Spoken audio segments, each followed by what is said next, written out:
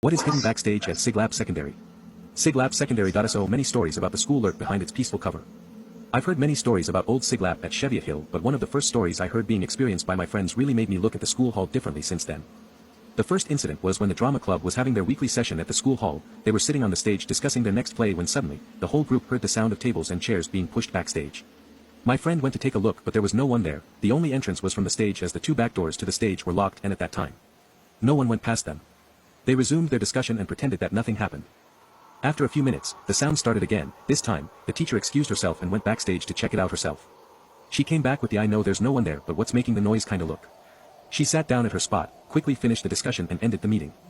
The next incident was with the Malay dance group. They had to stay back late to practice for their forthcoming performance. It was around 6 p.m. They were hard at practice, and at one point of time, when they were in formation, it was in such a way that one girls were at the back and three were in front. The other two members were chatting away on the hall floor. The music started and they danced. Suddenly, the girl at the back danced her way to the front. Her face was pale. The other two girls who air beside the stage curtain were also looking pale.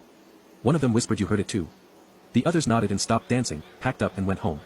Apparently, they heard people whispering at the backstage when they were the only ones left in school. They knew that no one else was there as the back doors were closed and the only way in was again from the front, and they had to pass the girls.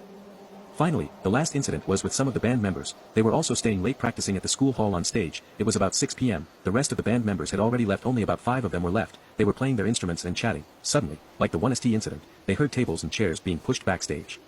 Again, the back doors were locked and they were the only ones left. As they had heard about the 1ST incident from my friend before, they were afraid and quickly ran out of the hall without even bothering to pack. What's the thing making those sounds backstage? I'm not sure and I don't want to know.